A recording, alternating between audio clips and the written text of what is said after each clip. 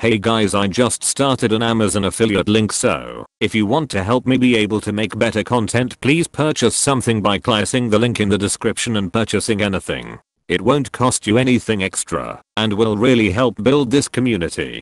Thank you for listening, and I hope you enjoy the video. Welcome to r/cheating stories, where we get to hear people's stories about infidelity.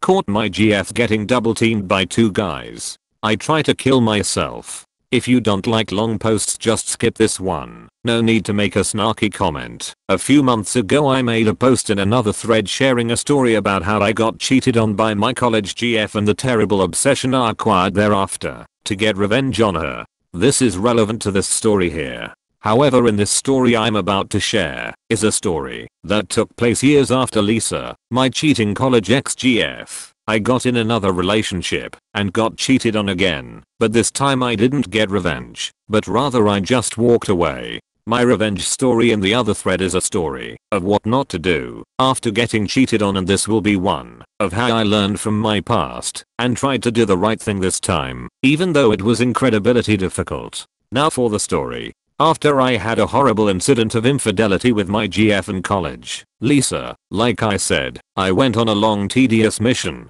to get even with her. This was followed by years of just being bitter and jaded towards women. After college, I went down to Central America, where I pretty much spent years just doing and selling drugs, never considering getting into a relationship or allowing myself to get vulnerable with another woman. I fully admit that I was an awful degenerate during this time. Well, after a few years of this, I found myself just more depressed than ever. The drugs weren't working anymore. I grew tired of having these face value shallow and temporary relationships with women. I decided to drop everything I was doing in Central America and come back to the United States. I called an old friend and made arrangements to move into his place temporarily until I got back on my feet. When I moved back to the USA, I decided to quit my gnarly drug habit I had developed preceding my college breakup with Lisa. It wasn't easy, but I was fully committed to giving happiness another shot. I also decided to give dating another chance. I had begun to feel pathetic that I was giving up on finding someone special just because some girl in college broke my heart by cheating on me. A couple months after moving into my friend's place, I had been on a few good dates with women in the area and started opening back up to the idea of allowing myself to grow close with a woman again. One day I met this girl on a dating app. We will call her Kate. Kate was 25 and I was 23, who I just absolutely fell head over heels for. She had that burgundy red hair that wasn't orange, but almost more of a fluorescent but natural red. She had a 3-year-old son who honestly I loved and looked kinda just like me. Kate had just gotten out of a terribly abusive marriage and was in a very similar position as me. She also just went through a period of grief and a bad drug habit. She had just cleaned herself up and was ready to try dating again. This worked well for both us because we both completely understood each other's emotional state and were able to allow one another to proceed slowly and not expect too much out of each other. We both had fears of commitment and trust issues and were still a little emotionally fragile due to our past relationships and drug habits. Besides this, we had so many things in common.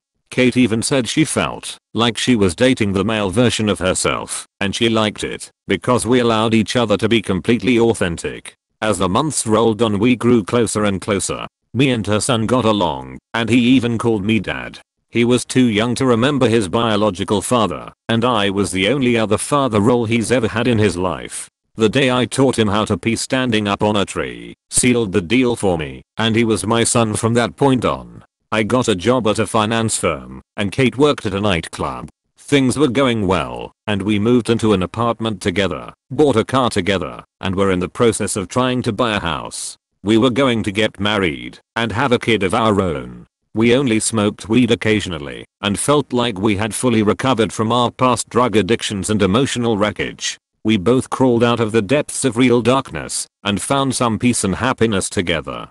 Or so I thought. Me and Kate never had any jealousy or suspicions with each other. We fully trusted each other. We never went through each other's phones, and we knew each other passwords and login info to everything. So we never had any issues around trust with one another. Until this happened.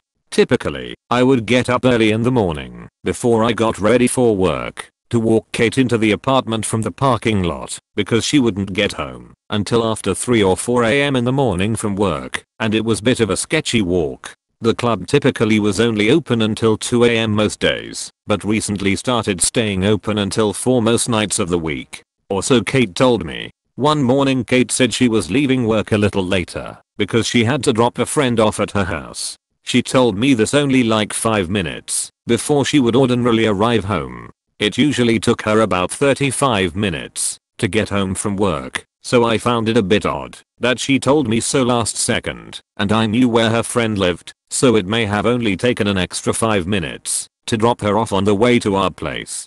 She ends up getting home about an hour later than usual and something seemed a bit off. She looked high, not on weed, but it struck me as if she was on coke or molly. I briefly confronted her about this, but she brushed it off quickly and said she was late because her friend's car broke down and they tried to get it fixed, but couldn't. That's why it took so long to get home. This was the first time in almost a year that anything like this happened, so I quickly pushed down my suspicions and chalked it up as me being a bit paranoid because of my past experience with infidelity and dishonesty. I told myself Kate would never do anything sketchy. She had been through the same thing I went through, and she knew in full detail my story about my last relationship. She would never do anything like that to me, especially since it happened to her too. I wasn't even that suspicious of her cheating or anything. I was more suspicious that she was doing hard drugs again. Slowly but surely incidents like this started happening more frequently. First like once a month, and eventually led all the way up to happening almost every week. There was a few nights where I was almost positive she was high on drugs, and we fought about it. She finally admitted one day that I thought she was high, that she did half a line of coke once because she was tired and needed a pick-me-up to get through work, but that was all she did. At this point, she was coming home at 5, 6 or even 7 a.m. some mornings regularly. Her club closed at 2 or at 4 a.m. depending on what day of the week it was. She always had excuses like the car wouldn't start, she would go to her friend's house after work to smoke weed, or she went to a Waffle House with some of her co-workers after their shifts. But then, one morning, her text messages seemed severely suspicious. She wouldn't respond promptly, and it really seemed like she was forcing herself to sound genuine when texting me. She was doing the "I'm going to be home a little late" dance with me again. But this time it really dragged on. She told me she was on her way at 6 a.m., 2 hours after the club closed, so at 6:30 I went outside to the parking lot to walk her in when she arrived. It was snowing heavily outside. There was a blizzard going through the area. About an hour goes by, and I hear nothing from her. I text and call her over and over. She doesn't answer the phone, but I get a message from her saying she's almost home. Another hour goes by before she finally pulls up into the parking lot. The time was 9:30 a.m. I had to call out from work because I couldn't leave her son home alone. I usually left for work at 7:30. I'm completely covered head to toe in snow. I walk up to the car and I open her door. Kate looks at me like she had seen a ghost, and she begins rambling nervously and almost incoherently. She said she got pulled over but was let go without a ticket. The car ran out of gas, so she had to stop to fill up. Her friend was having a mental breakdown, so she stayed with her for a while to help her after work. She even started blaming me for things like saying she wouldn't have gotten pulled over if I got the registration done sooner. Yada yada yada. Thing is, she colder told me this by texting me or calling me at any point during all of this. It was all very suspicious. The whole time she won't shut up, giving me very inconsistent stories. While we were on our walk into the apartment, I can't help but notice how dilated her pupils are and how she is visibly grinding her teeth. Obviously, I was very angry at this point, but I was so exhausted and cold from standing outside for hours and worrying about her. I temporarily let it go and tried to distract myself with some video games. I was convinced she was doing cocaine at work or after work. What else was she up to? Who was she doing cocaine with? Just her coworkers and friends? Is she doing other drugs? Was she cheating? I was only mildly worried that she was cheating. I was more concerned about her drug use. We both had our runs in the past with them, hence why we only smoked weed nowadays and occasionally had a drink. We weren't sober or anything like people in a 12-step program, but we tried to keep it very mellow. Her lying about the drugs was even more concerning to me than the actual drug use, because it was triggering my trauma from my ex Lisa, who lied to me and cheated on me in college. I literally was at the point where I didn't even care if she did the drugs, I just wanted her to be honest with me. I couldn't stand the thought of being in another relationship where my GF was lying to me about anything. My mind began to spiral. I felt completely betrayed. Me and Kate helped build each other back up after our tumultuous pasts, and now we wonderful lives. I never thought she would lie to me about anything. We had such an open book, trustworthy relationship, and we never experienced any problems with this type of stuff before. I got obsessed with trying to find out if she was lying about the drugs. I needed undeniable proof. The next day, when she left for work, I tore up the house looking for something. I had no idea what I was looking for. A bag of coke, some pills maybe. I went through every drawer, every nook and cranny of every piece of furniture, coat pocket, on top of the cabinets. Anywhere she could hide something. I found nothing. I tried to convince myself I was just being paranoid. My PTSD and insecurities about my past relationship were triggering me, and I was just getting obsessive with trying to find something that wasn't there. I decided I would stop trying to find out if she was lying, because if I was wrong, my behavior could ruin a good relationship. I thought Kate would never lie to me, or even worse, cheat on me. She had a horrible experience with her ex-husband cheating on her while she was pregnant, and he also hid a drug problem from her. So I couldn't imagine her doing the same thing to me that her ex-husband did to her. So I let things go. She came home at normal times again for a while. This calmed me down a lot. I began to feel bad for my paranoia. Until one night, I'm at a local pool hall playing at a table with a random guy. We will call him Jerry. And while me and Jerry are chatting, I mention that my girlfriend works at the club's name. Jerry's sister, Sarah, was hanging out with us while we played pool. Said she worked at the same club a couple of months ago. I asked her if she knew Kate, and she said she did, but they weren't really that close. They mostly knew each other in passing. I then expressed that I wished Kate had a day job where we could be home together more at night when I got off work. I tell Sarah that since the club typically closes at 4, I would only see Kate for about an hour or two before I left for work in the morning. Sarah then looks at me confused and says, I thought they close at 2 AM.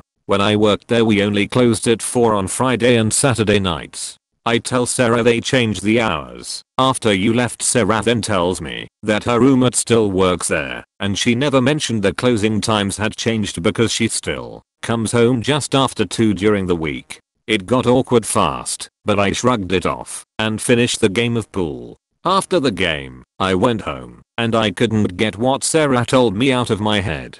I looked up the club Kate worked at, and indeed, it said they were only open till 4 AM on Friday and Saturday nights and 2 AM every other night. I again convinced myself that they must have not updated the times on their website yet after they made changes or something. Deep down I knew Kate was up to something. But I was so scared of being lied to again after years of avoiding relationships for that exact reason. I was in full-fledged denial. The next day was a Sunday night. I texted Kate and asked her when she would be off that night, and she said she would be home at 4:30 and she would text me when she was on her way. So at 2:30 AM I called the club and asked if I could speak with her. It was about her son. The manager answered and told me they had closed at 2 and Kate already left.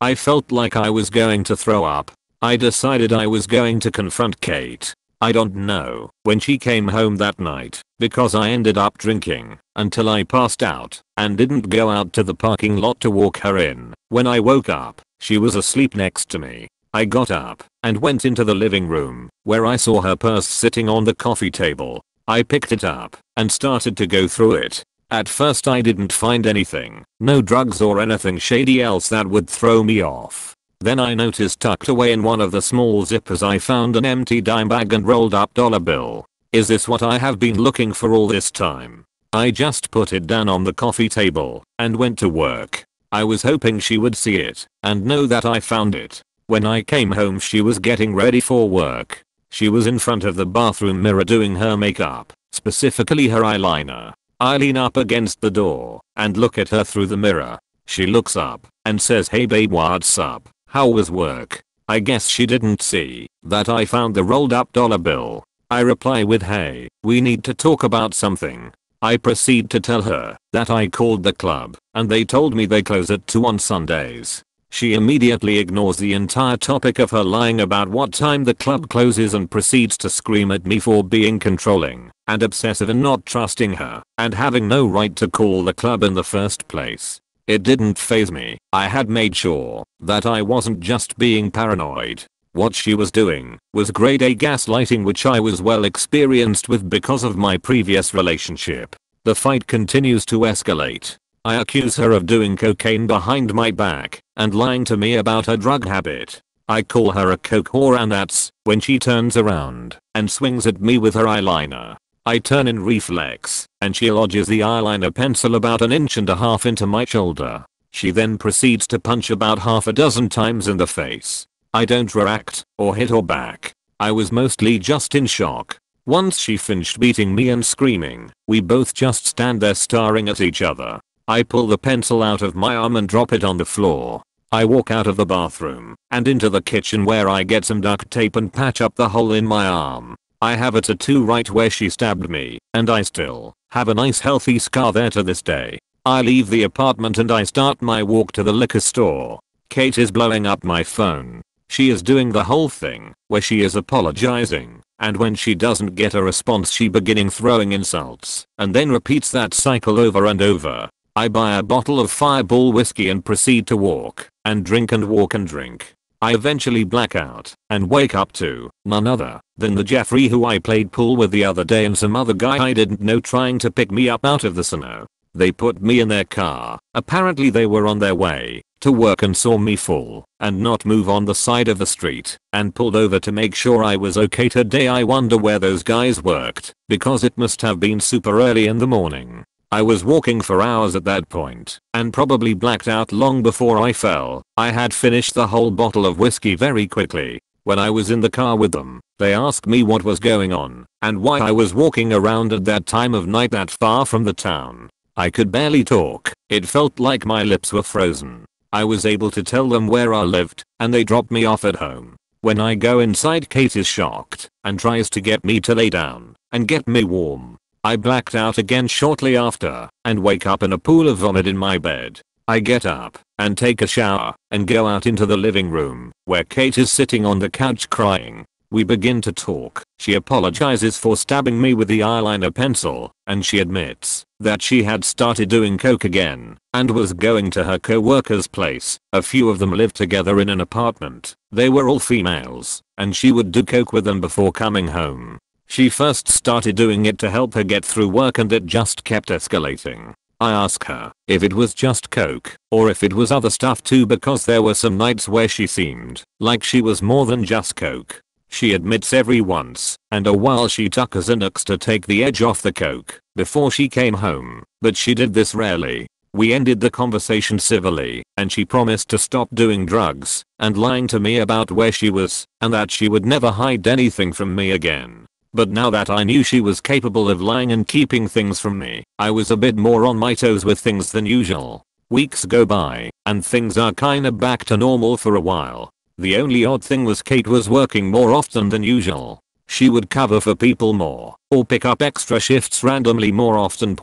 Before she only worked 4 days a week, but now she working 6 or 7 days. It didn't become suspicious until I noticed that if we had a fight on a night she wasn't scheduled to work, she would immediately start getting ready and tell me she texted her manager and asked if she could come in because she needed to get away from me. We only had one car and this was before Uber was really everywhere, so I couldn't go check out her work to see if she really was at work. But then one day my friend was over while Kate was at work and we were just playing video games and decided we wanted to go out to get some Taco Bell. Neither of us had it in forever.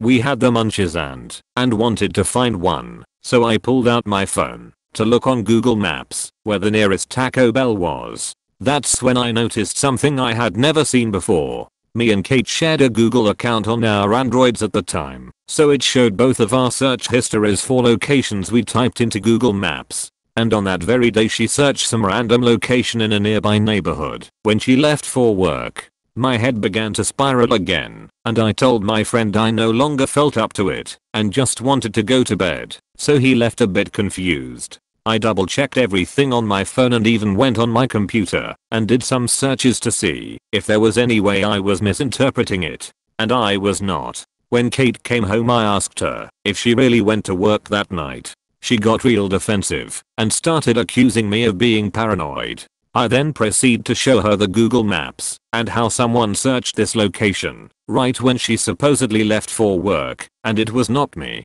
She proceeds to tell me the most epic lie I've ever heard. She said I never went there or searched it. Google is wrong. It's probably just a glitch. Alright, now I finally admitted to myself. I'm dating a liar again. I grab a few things and I get a motel in town. I spend many nights fighting with Kate over the phone and crying while watching shitty cable TV. I was so angry that for the second time in a row I'm dating someone who lies to me and keeps things for me. One of our fights gets so heated we completely stopped talking for 2 days. We didn't break up though, just stopped talking. Something inside me was desperately hoping that maybe she's just doing coke and drugs, not cheating. But I'm super suspicious that she is cheating at this point and I couldn't let go of it. After a couple nights in the motel, I had convinced myself Kate isn't cheating. She was just back into her drug addiction, and I need to help her get out of it. I know firsthand what drug addiction can do to someone as it did to me once.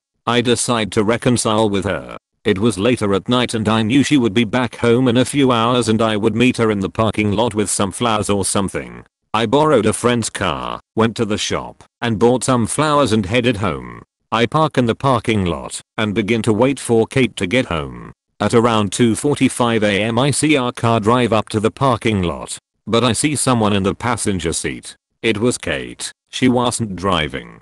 She was sitting in the passenger seat. There was a man I didn't know driving my car. I just lay low and watched. When this random dude that didn't know parked my car, I wasn't ready for what happened next. Another man also gets out from the back seat. WTF is happening? Who are these people? The three of them walk into our apartment. I pull out my phone and begin to write a text message to Kate. I tried to act like I didn't know anything so that I could see what she would say. Maybe these were just platonic friends and she had nothing to hide.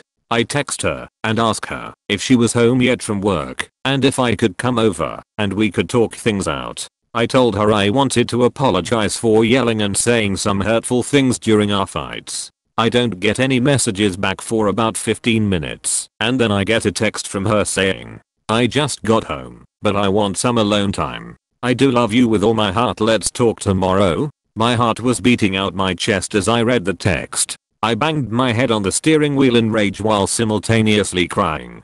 I get out of my car and decide to go inside and confront her. When I get to my apartment, the door is locked. I forgot my keys because I only brought the keys for friend's car. I heard loud music playing on the other side of the door. I tried knocking but no one answered. I walk around the corner where I knew our living room window and bedroom windows were. We were on the ground floor level. I peep in through our living room window and I see no one. I was honestly hoping that I would see them there just smoking weed casually or something. But if they weren't in the living room then where the fuck are they? I walk a little further down until I get to our bedroom window. The blinds were down, but I could see in if I put my eyes on the edge of the window to look real close. When I leaned in to look around the blinds my heart sank into my stomach. On the other side of the blinds, in our bed my beautiful girlfriend, whose son I consider to be my own, was getting spit roasted by the two guys I saw her walk in with. I leaned up against the wall and slid down until I was sitting on the ground. My face fell into my hands. I sat there for 5 minutes vaguely hearing what was going on through the window above me. I contemplated going in and killing all three of them. I was so filled with rage. I decide to get up and get back into the car. I start chain smoking cigarettes as all my memories of the relationship that I cherished so much began to dismantle in my mind. Everything was a lie. Everything I thought about Kate that made me love her so much started to dissolve. Now a lot of you have read my story about when I was cheated on by my college ex-girlfriend, Lisa. When Lisa cheated on me, my rage led me to do everything I can to get the least revenge I could. In that story, I went completely overboard and Lisa ended up extremely broken and abused. Now many years later in my first relationship after Lisa, I'm in the same position, but worse. This time, however, I decide not to get revenge on Kate as I did on Lisa. No, this time, I'm going to kill myself. But first, I'm going to kill Kate. I start the car and drive. I stop by a gas station that I know sells some basic hunting and fishing equipment 24 hours. They don't have any guns, but they had some hunting and skinning knives. I buy the largest knife they have and drive back to my motel, grab my keys to the apartment, and then head home to paint my bedroom walls with their blood. When I get there, I slowly and quietly open the front door. I begin to creep down the hallway to our bedroom. I'm gripping the knife tight, expecting one of the guys to maybe pop out. I inch up to my bedroom door. It's open but the lights in the room are off, and I can't see anything inside. It's quiet, I don't hear anything. Sweat is dripping down my face and I'm trying to control my shaking and breathing so no one hears me come in. Scared of what I might see, I reach into the bedroom and flip the light switch on. When the lights pop on, I just see Kate lying in the bed naked and by herself. Was I hallucinating earlier or something? Or did those guys just leave before I got back? She didn't wake up, so I take a look around the room. I see a condom wrapper on the nightstand next to her bed, which pretty much confirmed what I saw, and I now knew I wasn't hallucinating.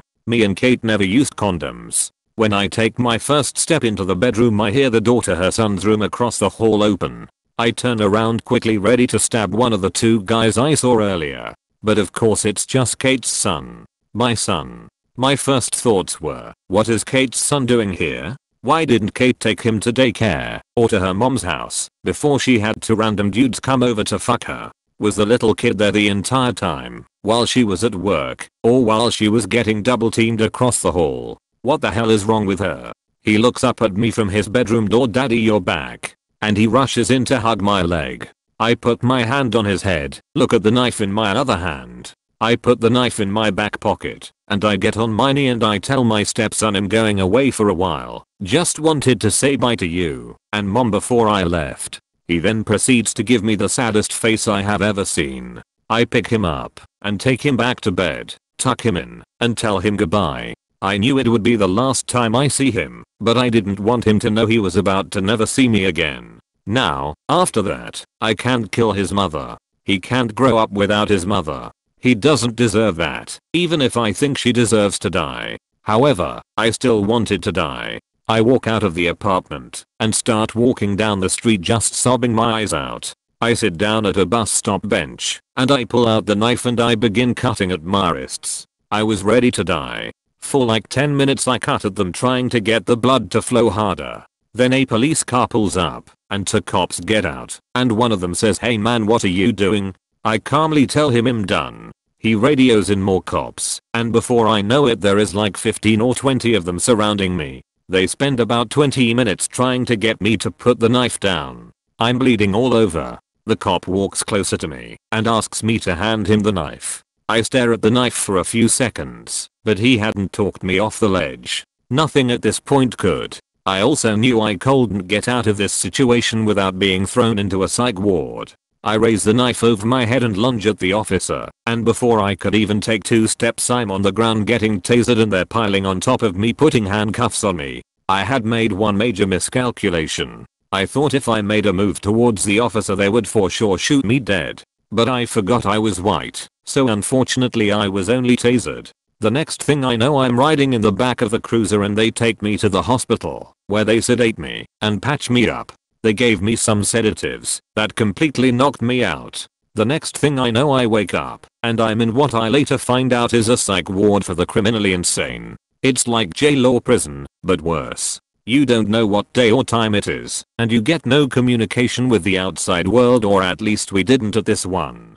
I'm not going to go into detail about what I experienced there. It was one of the darkest places I had ever seen in my life. I was in there for about 6 weeks before an attorney was able to get me off on a technicality. When I was released I took a taxi home. It was about 3 hours away. When I get home I had the taxi driver drop me off at a McDonald's near my apartment. I sit down and charge my phone. I didn't want to go back to that apartment. Not after what I saw there. I have text/calls/voicemails from many people including Kate. I also obviously was let go from work. My credit cards were all maximumed out. Kate clearly had been using them because she had a card for all my accounts. I called Kate and she was ecstatic to hear from me. She had been so worried and had no idea what happened to me. I told her I would explain everything but I needed her to meet me at the McDonald's and not to bring her son with her. She was confused at first, but agreed she would meet me after she dropped her son off at daycare. Kate later walks into the McDonald's and rushes to try and hug and kiss me, but I brush her off and tell her to sit down. This threw her off a bit, but she sits down and I tell her what happened. Everything I saw before I was thrown into the ward. What she responded with shocked me. Kate had the audacity to try and deny everything. She said I must have looked into the wrong apartment and saw someone else. I shook my head in disbelief and I cut her off mid-sentence. I told her she needs to tell me the truth right now, and if she tries to lie to me again I will get up and walk out of this McDonald's, and she and her son will never see me again. I look at her sternly in the eyes and she could see I meant every word I said. I ask her one more time, have you been cheating on me? She looks down at her lap and begins to cry. She mutters, "Yay, I have." She proceeds to admit that her drug problem had gone from coke to meth, and she was also doubling down with Xanax every night. That's why the guy was driving our car, because she was too intoxicated to drive. I stare at her for about a minute, and before I let out a big sigh, I pull my phone out of the charger and stand up. She looks up and asks, "Where are you going?" I look her dead in the eyes and say I'm going to go do drugs. It's all I can think to do right now. As I pick up my backpack, she asks me if we are still together.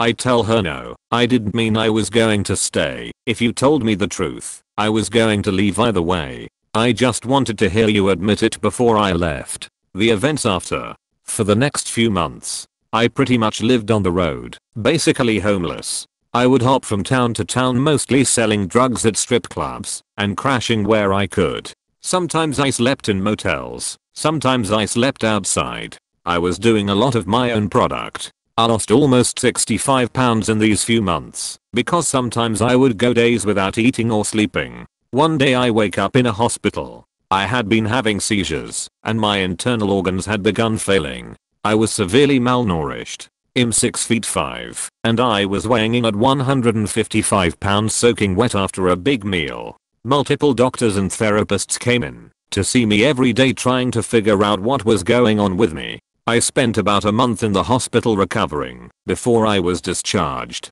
The doctors recommended I seek a sobriety program. They concluded that I had no mental disorders other than PTSD and mostly just had a polysubstance addiction problem. When I was discharged from the hospital I stayed at a halfway house/shelter for almost 4 months. I found a sober program and began going to meetings and never touched a drug again. Since I was released from the hospital, I got a new phone and number. Almost no one from my life prior to my stay in the hospital had any contact with me anymore. While I was in the halfway house I started working out to try and regain some size. I looked like a beanpole. When I was released from the halfway house I got a job at a nearby gym as a personal trainer. A brand new career path for me, but the gym had become my new safe space, where I felt okay. Fast forward 5 years to today. I'm still sober to this day. I'm weighing in at a healthy and lean 265 lbs. I'm happily married for 2 years. I run my own lucrative business. The day I left the hospital, I thought long and hard about what I was going to do with my life. My instinct was to retreat into darkness. I still wanted to get back at Kate for what she did, just like I did with Lisa in college. After a few long periods of thought over the course of a few weeks I decided the best revenge would be to live the best life I could. And most importantly, I decided to stop feeling sorry for myself for the things I went through. This changed the game for me. I stopped blaming others or the world for the things that happened to me. Looking back at this today 5 years later and where my life has led me, I'm so happy I made the decision to try a different course of action. I don't even recognize myself anymore. When I wrote these stories about Lisa and Kate, I don't even see me. I see some other messed up kid. I turned 30 this weekend. I got sober a month before my birthday 5 years ago. If you would have told me back then that I would be where I'm now, I would never believe you. I'm so happy I didn't take my own life, or even worse, take Kate's life that day. I'm so glad I decided to get up and keep trying at life. I had to fall a few times, but when I finally got up, I flew. I spoke with Kate only once years after I left the McDonald's the day she admitted to cheating on me. And after speaking with her, I gotta say, it's true what they say. The best revenge is living a good life.